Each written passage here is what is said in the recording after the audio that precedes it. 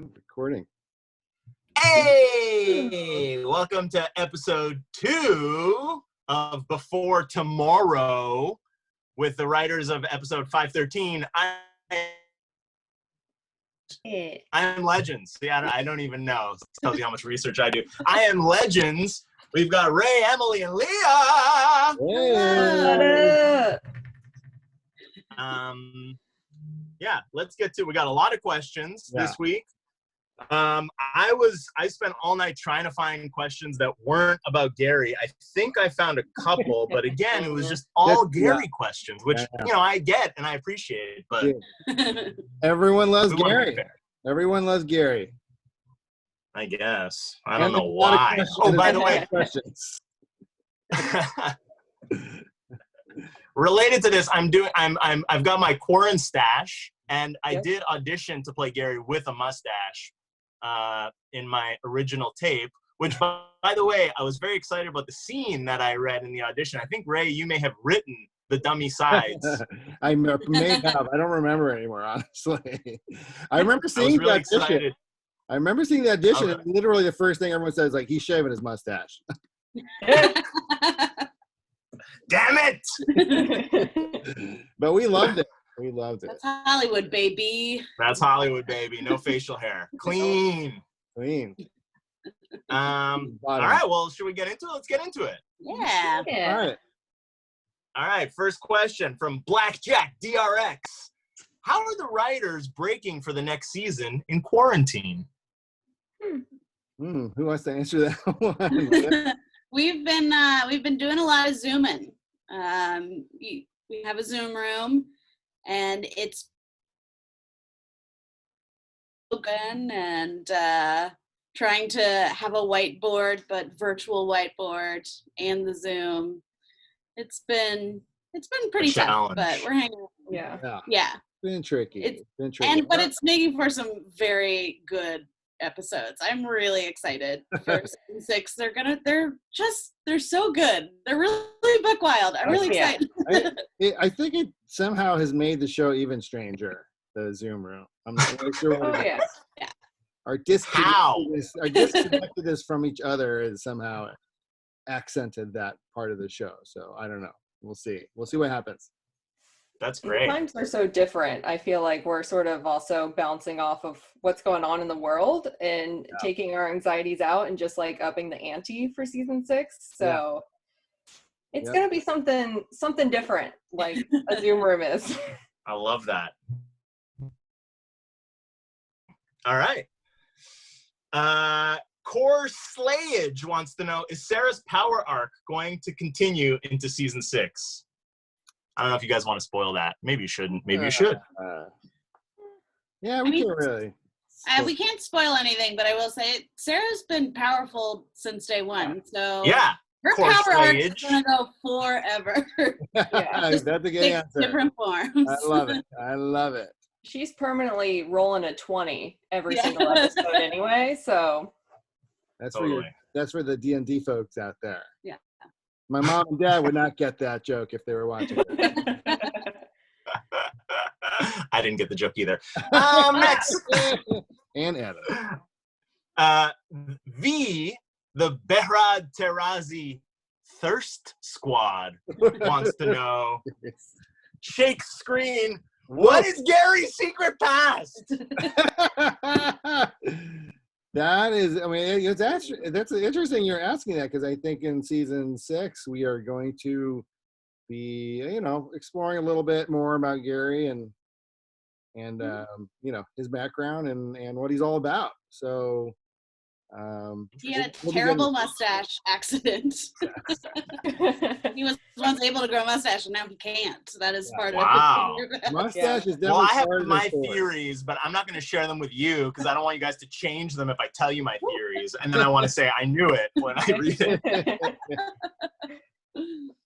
There may or may not be mustaches involved, but you'll have to wait. Is what? Sorry? So there may or may not be mustaches involved. We'll have to wait and see. Ooh. All right. Legends of Avalance wants to know, can Ava get a suit those blue shirts and jackets this season. First of all, I'd like to say she did wear a suit in the Time Bureau. So I don't know what you're talking about, Legends of Avalanche. I don't know what. She is the power suit. I mean, I know Adam has a power suit, but Ava has a power suit of her own. So maybe she'll bring it back and you get it right. They want like Legends of Avalanche wants like a superhero suit, like a leathery. Yeah. She is like you're saying, Emily, she is the suit. She is her own suit. Yeah. Love it. Yeah. Lily wants to know, any chance of some Legends content during quarantine? I think we would all love if Jess could record an episode of. Interesting. I love how this is not Legends content. What is this? Yeah, this is Legends content. Yeah.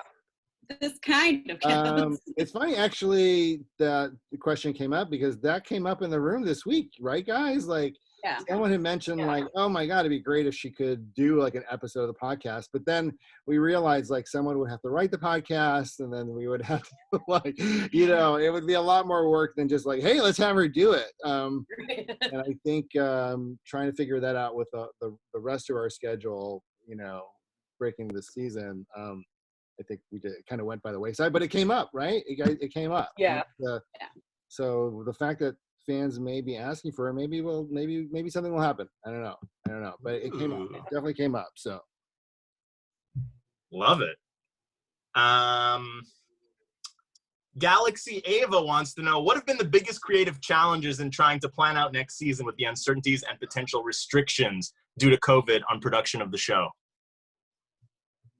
Well, it's hard. It's hard to, like there was at some point where we're just like, oh my God, what if we can't have anybody kiss? Like, what is Avalanche gonna do if they can't? Like, people will riot. Totally. So it's hard, and we want to keep. I mean, it's like we care about the family and the crew and the act. Like, we want to keep everybody as happy and healthy as possible. It, as like a writer, it makes it really interesting, potentially given these like creative chances to say you have to write an intimate scene but no one can touch and people are 6 feet apart, are we gonna like rewatch It Happened One Night or something like there's precedent for trying to show intimacy in these kind of distant situations, but for the tone of our show, it's really hard to kind of, how do you have a cool fight scene if you can't hit anyone in the face? So, I think we're all just talking.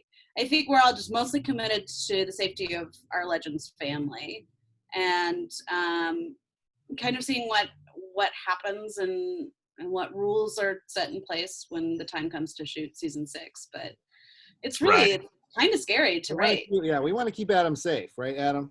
Make sure. That's right. Yeah. For all of your full hazmat suit all season. I know. I think we'll probably be taking some of a Pushing Daisies approach, with a nice little saran wrap screen in every single Avalanche scene and or kiss potential. Yeah, that's beautiful.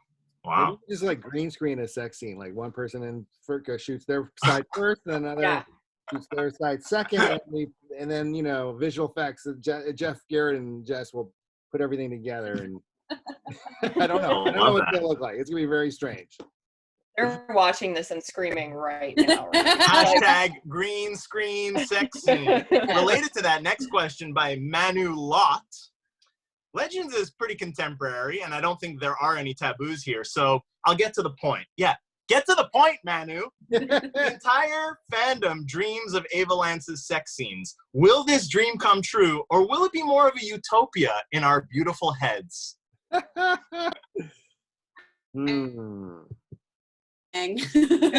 Blame COVID. We blame COVID, but also I think this speaks to the power of imagination, and especially Manu's imagination. You can do anything up here that we don't have to run by standards and practices. That's a good point. Yeah.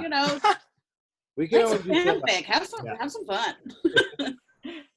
I mean, it's. I think we can only do so much on network TV anyway, but I think if there were going to be a quote-unquote sex scene, I think it definitely would come from character or plot. I think there would have to be a reason we're showing it, whether it's like a story point or I don't think we would just do it to do it the way a lot of shows might. Totally. But if we were gonna do something like that and really push the boundaries, I think it would come from character somehow, right? We would probably figure that out and it'd be an interesting character thing or story point or something like that we would have to show it. But yeah, you're right. I think in our imaginations is probably where it is best. Yes, I'm with you. Arrow and Legends fan wants to know favorite episode of season 5 and how many episodes do you plan on having in season 6? Oh man. Ooh. That favorite question, favorite episode in season 5 first. You want me to? I can. What's your favorite? I think if I'm thinking right now in my head, it's a tie between Meet the Legends, the first one, and last week's, the frat sorority one. Oh yeah. A lot of fun. Both of those episodes. I think those are a lot of fun. I loved the sorority one. I thought it was so funny to see our characters in that world, and I think anytime So we funny. sort of fish out of water kind of element, it's like gold, comedy gold and entertainment gold. So, and Shotgun Nate, right? Who doesn't love Shotgun Nate? Shotgun Nate, love Shotgun Nate. I really liked. I loved 12. I loved Shipwrecked was so good. Yeah. There's something about a demon calling Astra a dick that I run through my head frequently. Shipbroken or what was it? Shipbroken. Shipbroken, excuse me. And I really liked Ahead of Her Time, episode 4. Marie Antoinette. Oh yeah. Marie Antoinette. Courtney was amazing. Yeah. Was so good. Oh, yeah. And Romeo and Juliet. What a heartbreaking episode. I loved every single episode of the season so far. They've been really good and really fun, and it feels like everyone's having just a good time playing with their friends. Yeah. It's our vibe. Totally. Leah? Yeah, just off of Emily's point of our Shakespeare episode, the chemistry between Zari and Constantine, I think, really solidified there. It is a special place in my heart, and we just have kept building off of it, especially when we saw the dailies. We're like, yes, that's that good stuff we wanted. So that's sweet stuff. Well, that episode actually also had the sexy fireman, who's an amazing character. Oh yes. Totally. That was great. Shit, all these episodes I'm like, oh yeah, that episode. Oh shit, yeah. And the finale, which I've seen, and I won't spoil too much, but there is a scene in the finale that made me laugh so hard. My fiance thought I was crying about something else. Oh man. Funny, and all I could think about was people are gonna lose their minds. That's awesome. So I get ready for. I know what that is. After this is over, I need to find out what scene you're talking about. Oh. All right, Galaxy Ava wants to. Oh, how many episodes do you plan on having on season 6? That was the second part of the question. We don't know. We don't know. Yeah. We'll figure it out. Yeah. Yeah, exactly. Above our pay grade. Yeah, and we're not gonna do a Sherlock thing where it's 3 episodes. So there you go. 3 2-hour. Yeah, 2 episodes. Any movies? Galaxy Ava wants to know how many of the first 11 Ava Sharps died protecting Gary. That's a good question. Yeah. Really good question. I don't know if we have an answer, do we? No, we don't. At least 4. At least 4. Yeah, no, at least 4. Yeah, that makes sense. I would like to preface my answer with I don't know, but I would like to say all 11. Wow. Yeah, sure. Sticking her neck out for Gary every time. Yeah. Wow, she's so sweet. Love her. Coffee cup, candle, pink heart, red rose, black heart wants to know. They're all emojis. I was just reading out the emojis. On a scale of 1 to 10, how likely is it that we have to watch Zari die this season? Spoiler alert. Maybe that's a spoiler alert question. Well, then right answer should just be 5. It might happen, it might not. I love it. There you go. Yeah. Great. Leigh wants to know, do you feel prepared for a zombie apocalypse now that you've written this episode? I would say I definitely am not. I think there's no way. I mean, all that running and like not being able to shower and like there's no way I would never survive. Not being able to shower, I would die right there. Right there. No. Yeah. I think there's no way. I'd last about a month in the apocalypse, and then someone would be like, "Hey, let me in," and I'd be like, "Okay," and that person would be bitten. I would usually die just because I think I lacked the cruelty of a Rick Grimes, the needs necessary, you know. Totally. Yeah. But you let in a vampire because they asked for it. Sure. Let me in. Can I please? Yeah. That vampire was hot, so yeah. I get it. I totally get it. Have you seen Lestat? CJ wants to know, do you think we'll ever get to see the human version of Gideon again?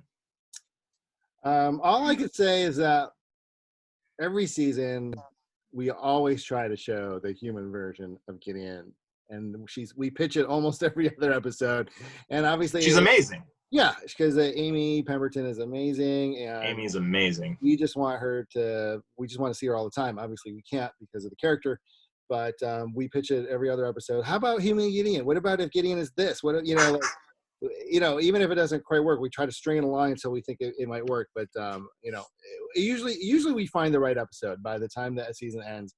We find an episode where we could put her. So we'll see. We'll see if she, Cool. So she'll be showing up in the last few episodes that are left. Oh my God, there's only a couple more left, right? Ooh, yeah, 4 more. Shit balls. Man.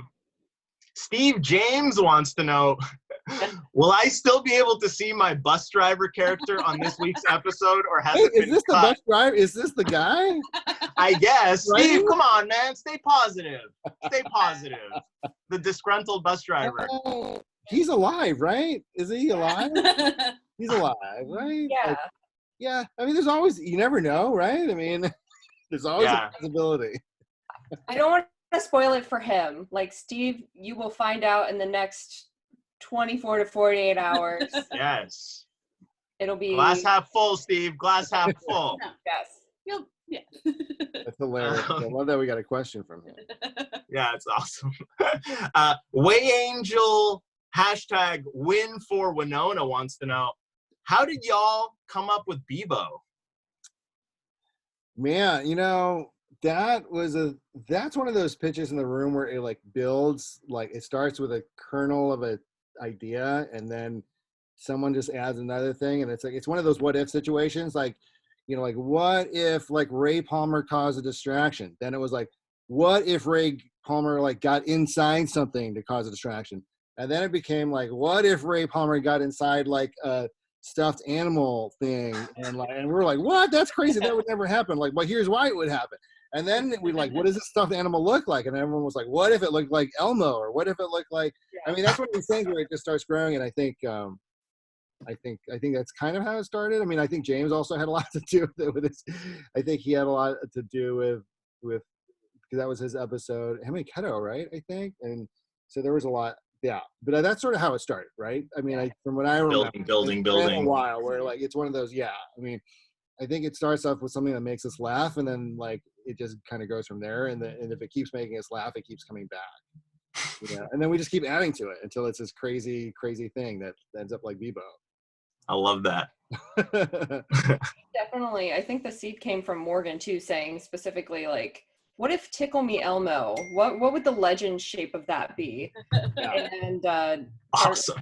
It's probably due to Jack the boy, her amazing son, is a small toddler loving Tickle Me Elmo at the time.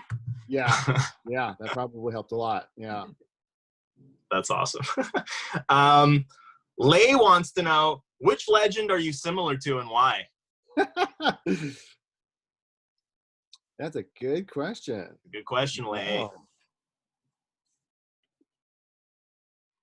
You guys don't know, huh? I mean, yeah, it's hard. I thought about it.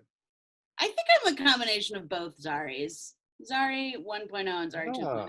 I think you're Ooh. like 1.5. Yeah. I like that. We'll just call you Zari 1.5 from now on. That's fine. 1 and 2. If only. I wish. I don't know. I've never thought about it. Maybe Gary? Ah. I think I'm a Ray Nate combo. Yeah. Yeah. I can see Yeah. I like that. That's a good combo. That's Yeah. a good combo. that. Leah, what are you? I think I'm like a mix of Ava and Zari 1.0. Like, I wish I could hack into a very intense computer system, but the most I've gotten is changing my password on Facebook. That can be hard. Hey, the double security they institute is a lot harder than you guys think. Totally. But I love Zari 1.0's love of donuts and her personality, but also Ava's just like down to business. Nice. Tough. Nice. Love it. Abby/NSFR wants to know, have there been any favorite last-minute script additions or improvisations that made scenes a lot funnier for y'all? Man, I can't. Off the top of my That's a tough one, right? Yeah. Was Nate's butt paddle scene a last minute addition, or was that? I'm trying to I don't remember. remember if it was a last minute addition or not. It was priceless. It was pretty great.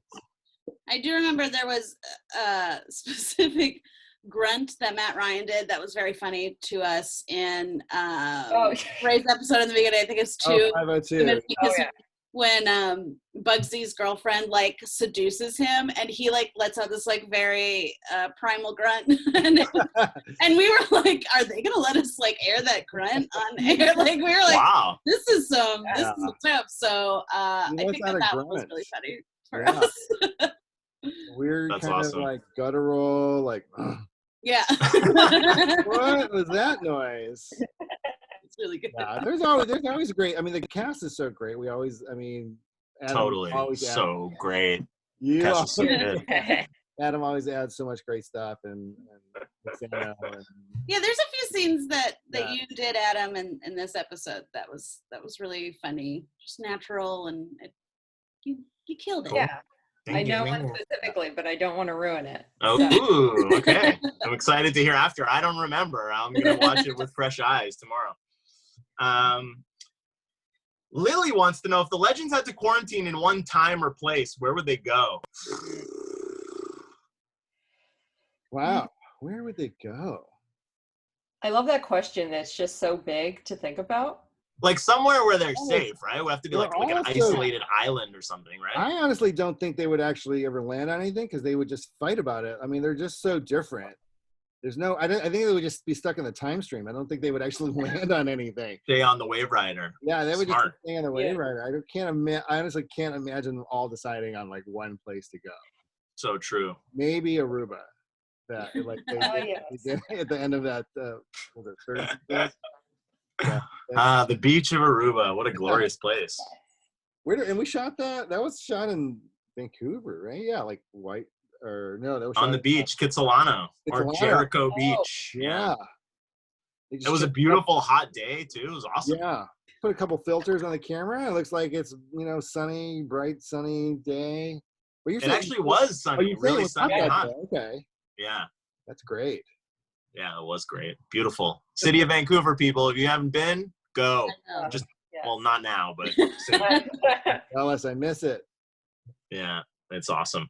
Adam Rush wants to know, how do the writers decide which jokes become running gags throughout the season?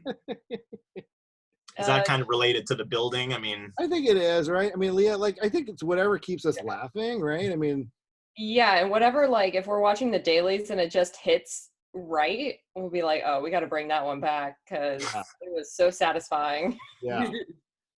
Yeah, I mean, if it's something that just keeps us laughing no matter what, like after weeks and weeks of being in the room and the joke is still funny and like Leah, what you're saying is like if we see it in the dailies and we're like, oh yeah, that's great. We have to make that stay in somehow, and we keep things alive that way. I mean, if it just keeps us laughing no matter what, even if it doesn't make a lot of sense, we'll put it in there somehow. We'll make sure it survives to live another day, so to speak. That's awesome. Love it. CJ wants to know, was the bus in the episode actually moving? And if so, was it harder to film on it? Oh, man. That bus was actually moving. Yeah. And on the last day it was raining, so that did not fast, because it was right before holiday break and everybody on set was being a real great trooper, like, honestly. Yeah. That's great. It's hard to shoot on a moving bus, let's put it that way. Yeah. Oh, I'm sure. Michael L wants to know, do any of the individual writers in the writers' room have things that they're known for, like wordplay or banter or monologues? Oh my God. Yeah, Leah, you can break it down for some people. I love, I remember at the beginning of this season, we kept talking about like how delicious scrambled eggs were for some reason, and we kept going back to it. And I'm like, I love this arc. Let's bring it in. They are delicious. Yeah, yes. I get that. What we have, like, personal jokes. Trying to think what else. Wordplay is tough. I mean, I guess that just comes kind of. Yeah, it's hard to say, like, if there's any, like, I mean, everyone is so good at so many things. I mean, it's hard to say, like, one person is like, this is our. Of course. This is our. There's no individuals, Michael L. It's a team. Collaboration, Michael L. Well, I think a lot of us who have been writing together for so long. I think it is as a well-oiled machine as it can possibly get at this point. Totally. Everyone is so good at so many different things. It's hard to say if there's like one person who's really good at one thing over another. It would be hard to pick. Yeah, that makes sense. Yeah. Okay. Another one I missed. Proud Green Bean, Gary and Bera Defense Squad wants to know, was the constant green hug improvised in the Great British Fake Off? So I did look this up because I didn't remember, and it does say Gary throws himself into Constantine's arms. So I sort of threw myself into Constantine's backside. So I guess it's, like we said before, a collaboration. Yeah. Next. I like that. Len Gray wants to know, can we have more on drugs Nate? He's hilarious. Or maybe drunk Ava. Oh man. More inebriated people. I actually do feel like, hasn't Nate been on drugs a couple times at this point? I feel like it. Yes. Yeah. I think a running theme in a lot of our episodes is someone on something, on some sort of drug or drunk, or I mean, I think if you I think you're definitely going to see more of it. I mean, we're always pitching like, yeah, what if they're on something, which we didn't used to do in the earlier seasons, but I think once we started doing it, seeing how funny it was, I think we're just like, throw in the Lyoga route. They're taking the Lyoga route, and you know what I mean. Totally. But yeah, Hi Nate is really fun. And that in season 3, the Zari episode, I think where we first meet Zari. And he takes the route, and he's like, I mean, Zano is so funny in that. Awesome. Right. Yeah. Maybe we should get him high more often. I don't know. Yeah. Totally. Your lips to God's ears, Len. Absolutely. Megan Amanda wants to know, can I ask how you guys got to be so dang cool, with a hearts in her eyes emoji? That's nice. I would say many years of being uncool. Many years. More years of being uncool. Totally. I'm just happy someone thinks we're cool. So I don't know how that happens. It's hard work, Megan. It's hard work. The first recommendation would be grow a sweet, sweet mustache. Yeah. And have some sweet, sweet hair. I mean, I love what you're doing. It's wacky. It's really out of control right now. But why not? Yeah. Marissa Williams wants to know, any advice for aspiring writers? What are some small things they can be doing to set themselves apart? That's a good question. Always keep learning. Like, always take the time to invest in yourself, teach yourself new things. Hey, YouTube is like the biggest asset I think you have out there for free information. There's if you go on Google and just search for TV pilots, like if you read a script a day, it's an easy way to spend an hour, and there's so much available online, and you can start to learn the things that you like and the things that you don't like, and the writers that you really like and the writers you don't like, and you can start piecing together kind of how structure is, you know, made, and kind of find your niche as if you want to be a TV writer. That to me was the most helpful. I went to school for feature writing, but when I kind of taught myself TV writing, all I would do is just read as many pilots as I can, and that's cool. Yeah, sorry, I've been texting on my phone. I'm just trying to get Oba's instructions on how to save this file when we're done. Cut to take 2. Shit, we have to do it all again. I hope not. Yeah, I mean, I think Leah had mentioned something like this, like reading, and Emily too. You both mentioned this, like reading as much as you can, reading as many scripts as you can. I can't emphasize how important that is. It's just reading as many TV scripts, pilots, episodes, whatever. I mean, it's so easy now. There's so much online, and they actually make stuff available. I mean, you know, when I was starting out 1,000 years ago, I mean, I had to like beg people who worked at agencies to make copies of scripts for me, and it was really hard to get my hands on anything. And it's just so much easier. There's so many resources. Like there's YouTube, like you're saying, and you know, the Writers Guild script library. There's so much out there where you could just read a script and see how it's done. You know, and that is really the best thing you can do. Like more than like, you know, working on your writing, I think you should be reading as much as you can, especially when you're starting out. For sure. Great advice. Next question. Nick Spoilers wants to know, in your words and imaginations, what do you think the liquid from the chalice tasted like? I love that question. I personally, because it's a frat house, it probably tastes like Jaeger. I don't know. I was gonna say like licorice or something. Right? Like licorice, something totally disgusting. I don't think it tastes good. It can't. It's a frat house, and it's Dion and totally. Just a chalice full of Jägermeister. Yeah. Love it. I don't know. What do you think, Leah? What do you know? Throwing back to my college days, whatever was in a frat house was also mixed with a pound of sugar. So I would say just pure sugar is what it would taste like. Wow. Liquid sugar. Yeah. That's cool. Nice. And sweet. Very sweet. Yeah. CT Sue wants to know, what happened to Zari's dragon between Hayworld and 2044? Yes.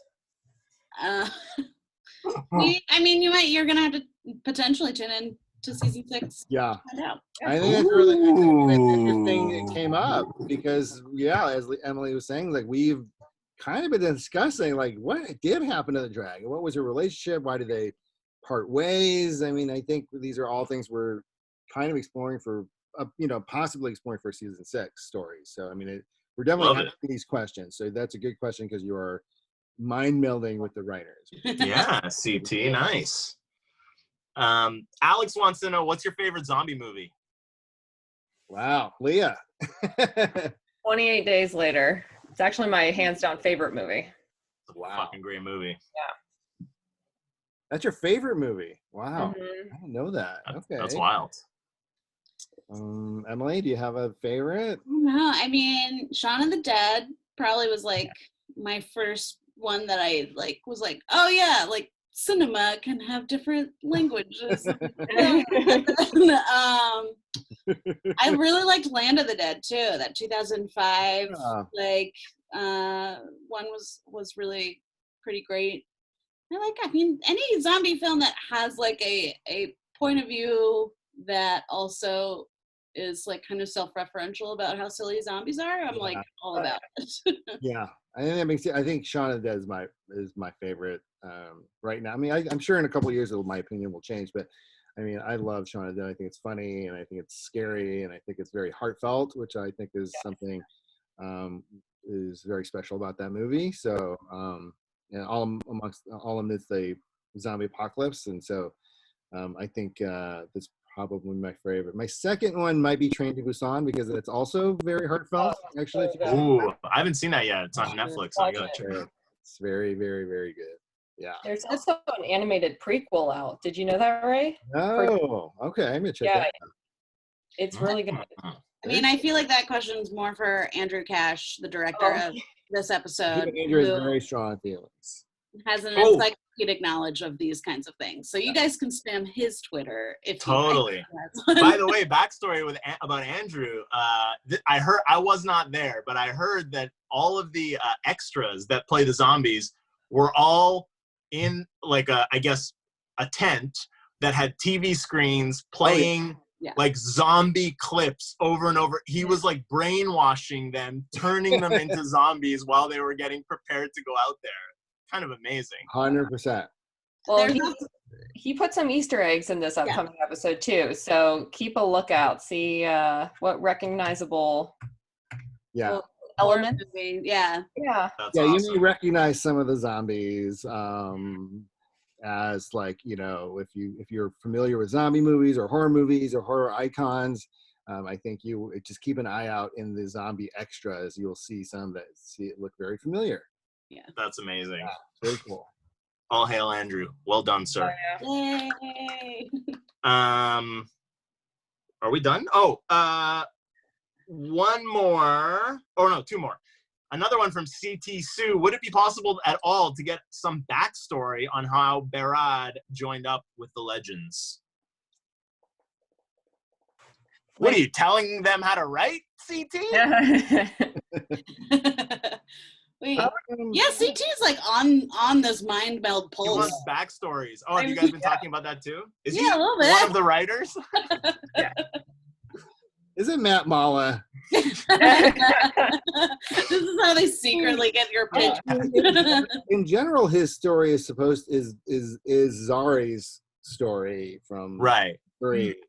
Whether or not we're actually going to see elements of it specifically played out dramatically on screen, it's kind of still up in the air. You know, we're always talking about the backstories of these characters, and it's always fun to go back there if we need to. So it may happen one day, but in general, I think the idea is that his story is Zari's story, because she's, you know, in their version of events, it was Berad, not Zari, who joined the team early on. So, and it's a little timey-wimey, but timey-wimey. How we do it. All right, last question from Hey. Hey. Did any of the writers, I think I wrote this incorrectly, but I think the question is, did any of the writers have a favorite character to write and why? Yeah. That's a good question. It's a good question. Good question. Tough question. Good question. The toughies are the good ones, the morsels. Not to stroke your ego, Adam, but I do love a good Gary scene.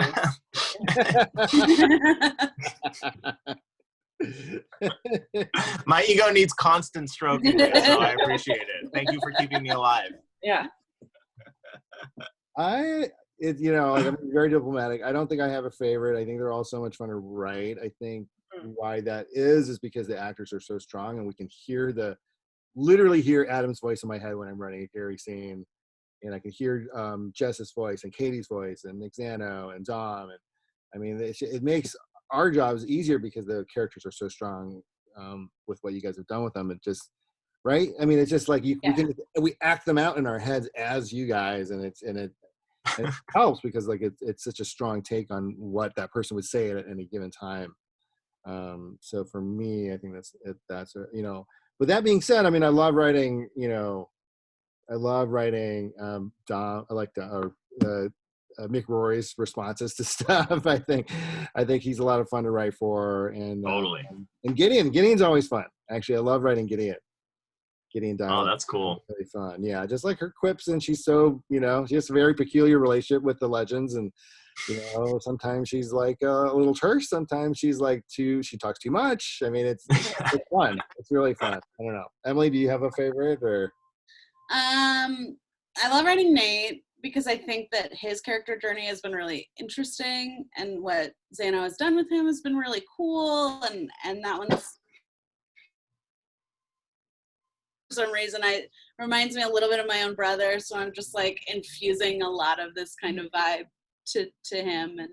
But what Ray, what you were speaking to, it's like, I think the actors, you guys have like such a firm and fun grasp on these characters that like is so cool. And I don't think I've ever worked on a project that I have felt so like distinctive in my own head when I'm writing, pages. It's like so distinctive, and the voices are so clear, and so it's fun just to do that as a writer, because then you're just like, it feels like it's kind of flowing through you rather than you're like tearing your hair out and like trying to figure out how to do a scene, but you're like, oh, it's like, oh, the people just talking through me at this point. Yeah, no, totally. I think they're That's all beautiful. our best friends at this point because we know them so well. True. True. Great. Well, those are all the questions that I have here. Yeah. That's great. This was beautiful. You guys are fantastic. Thanks for doing I this. can't wait for the episode. Yeah. Thank you. Thanks, Adam. Thank you. Tune in tomorrow or today or whenever the hell this drops. I don't know. I Am Legends 513. Congratulations and well done, Ray, Leah, Emily. You guys fucking crushed it. And thanks to our director, Andrew Cass. Who, did a great job. Great job. Yeah. All right. Wunderbar.